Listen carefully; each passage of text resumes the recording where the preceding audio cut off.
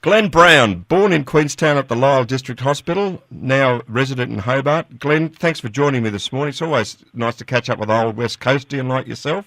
Thanks very much, Richard. Nice to talk to you. When you were growing up in Queenstown, obviously it was a lot different place than it was today. What did your dad actually do for a living? My father was the only licensed plumber in Queenstown for such a long time. He was much sought after, worked at Mount Lyell.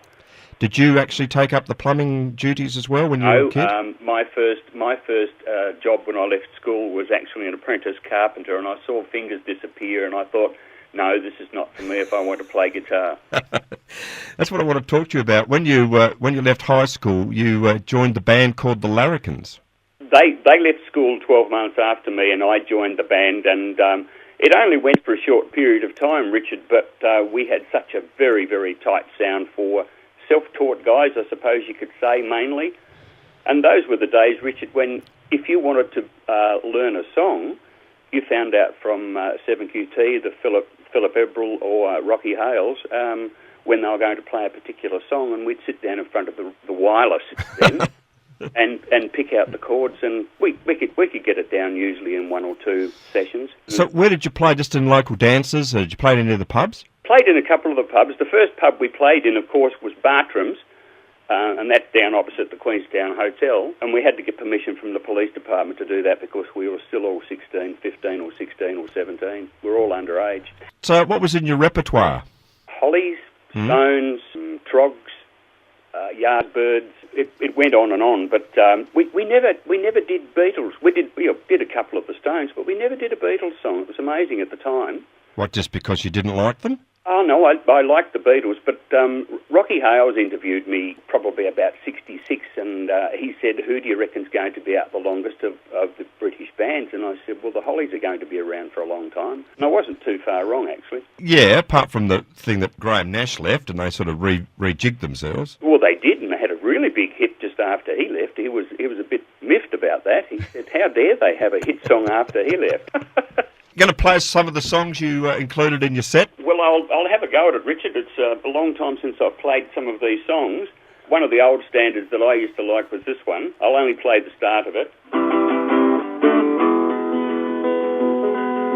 I met her in a club down in old Soho where you drink champagne and it tastes just like cherry cola. C-O-L-A cola. Lola from the Kinks. Yeah, definitely, mate. And what about this one? This is one of my favourites. Very simple song to play.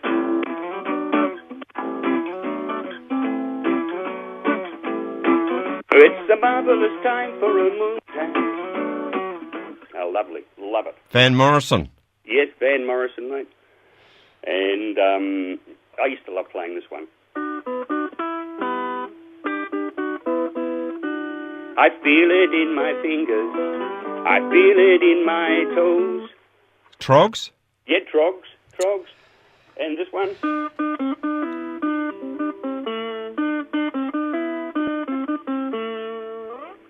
Yardbirds, Heart Full of Soul. Who else was in the band with you, Glenn? Initially, when I joined the band, there was John Devlin, who was the voice of the Larrikans, Brian Butch Delaney, Doug Dalton, John Marr, and myself.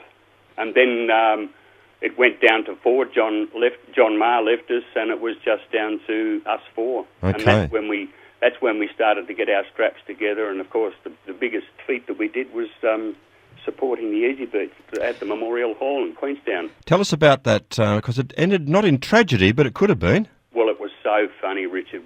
When we were watching the Easy Beats, I was down in amongst the audience, and we're all standing up and jumping up and down in excitement, and all of a sudden we started to slide together towards the middle of the floor because it had collapsed under the weight of everybody. What the full? Oh, dear. Apparently it had dry rot. There was no ventilation underneath the floor, and the bearers just gave way under the weight of the people in the one place. Now, you mentioned the Easy Beats coming to Queenstown, and that would have been in their heyday. Queenstown actually did attract a lot of Australia's great acts, didn't it? Oh, yes.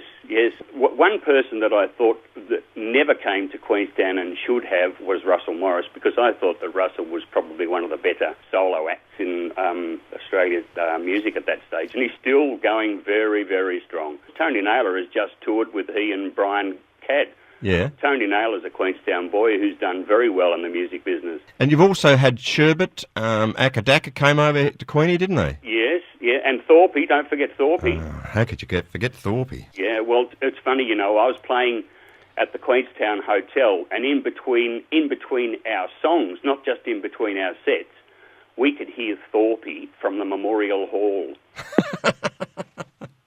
And his band was known as the loudest band in the world, wasn't it? I remember going to hear them when I was about 18, and my ears were ringing for about a week after that. Oh, yes, you were deaf for a while.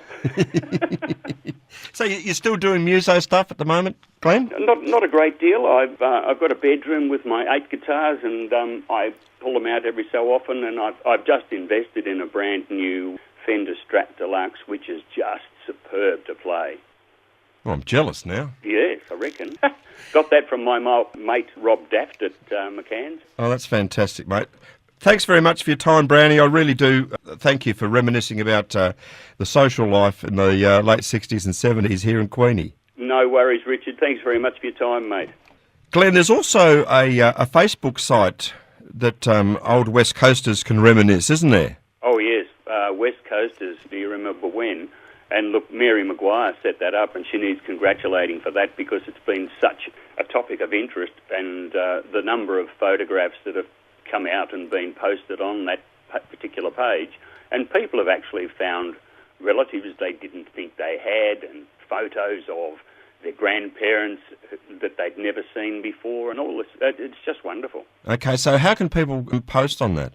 All they have to do is just go on to West Coasters and join the page. Have you put any of your own photographs up there? Yes, I put a few of the Larrikans up there from way back. We did have a reunion in 1990. How'd that go? That went well. That was for I think a multicap entrant from Strawn, Kevin Bailey's daughter. But, the Facebook page is well worth looking at, Richard. It's got some wonderful photos and some lovely scenery, just scenery you will never see anywhere else in the world. And as far as the rhododendron in Conlon Street, it was always a feature. It's massive, and it was a lot bigger than what the pictures show today too.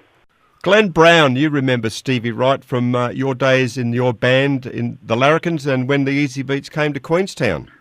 Yes, I certainly do, Richard. That was a big night. We were the support band, and we copped all the streamers and the bang bangs and the bonbons and the whoop whoops and everything before the Easy Beats came on. We were doing such a good job, but boy, oh boy, when they came on, all you could hear was scream, scream, scream. Did you actually get to meet Stevie? No, but we did go to breakfast at the Four Seasons Hotel. It was then down diagonally opposite the Empire. And there were a few more people down to breakfast than actually went to bed. It was a great era in music as far as Australia was concerned, wasn't it? Oh, it's fantastic. And, of course, this was prior to them to going over to the UK? Well, yes, but when they toured Australia, I don't know whether this was all that common knowledge, Richard, but their manager told us that they were going to the States. Then that was cancelled, and then they were going to the UK.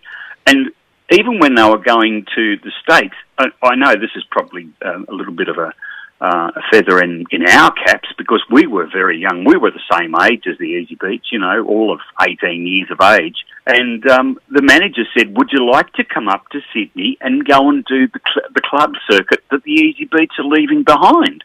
And you said? And we didn't go. Oh. Yes. Because that was 66, and you know what happened in 67, mate, don't you? I don't. We still ask ourselves why, but never mind.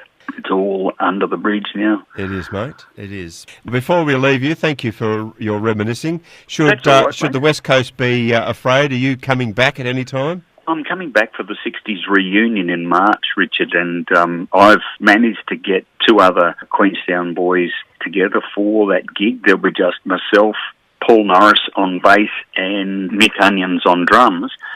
And I didn't know what to call ourselves. How about the old Larrikans? Yeah, there's still a few of us about. Doug Dalton, of course, who's in Queenstown, and John Devlin in Strawn, and myself. And what I'd like to do while I'm around there, Richard, is hopefully set up some way of getting a fund together to do up Butch Delaney's grave. It's a bit of a mess, but... Okay. I suppose that's because we have a swamp going through the Queenstown cemetery, and that's just exactly where Butch is lying. I'm sure he was buried with his Rickenbacker bass, so that's down in there with him. That's where it should stay. I think so too. Yeah. And what we'll do is just tidy up the top of it and the face and get it the headstone redone, basically. Yeah. So tell me a bit about this thing that's happening in March. Whereabouts is it? Well, it's at the Queenstown Club on the Friday night. That's when we're going to get up there. And look, Tony Beach has got a bit of a surprise up his sleeve for the locals. But it's going to be huge, Richard. There's a 60s reunion, and I think there's an 80s reunion as well. So Queenstown's going to be rocking well and truly on that Friday and Saturday night. Just a word to you, Brownie. Just behave yourself, okay? I will, mate. I will, mate. I've got a good memory, Richard. So is Queenstown. Yeah. Yeah, I'm sure my name's been in inverted commas a few times there, mate.